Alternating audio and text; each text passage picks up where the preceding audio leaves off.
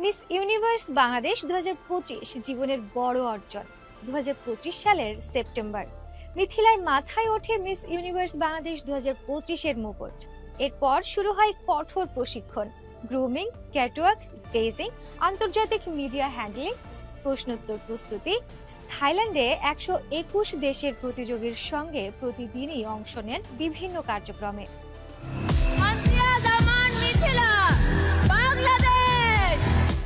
Online ভোটে record গড়েন বাংলাদেশের ইতিহাস।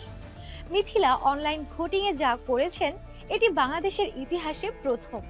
শীর্ষ 10, শীর্ষ 5, শীর্ষ 3, তারপর পিপলস চয়েজে সরাসরি 1 নাম্বার।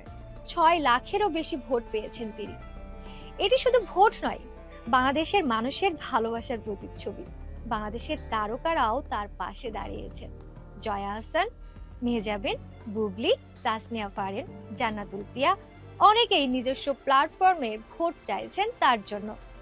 মিথিলা বলেন, এটা শুধু আমার জয় নয়, আমাদের সবার জয়। আপনাদের মেয়ে এবং বাংলাদেশের মেয়ে, এবং আমি বাংলাদেশ, দেখেন বাংলাদেশকে রিপ্রেজেন্ট করতে এসেছি। আমার নাম নাই, কিন্তু এখানে আমার নাম বাংলাদেশ, বাংলাদেশকে রিপ্রেজেন্ট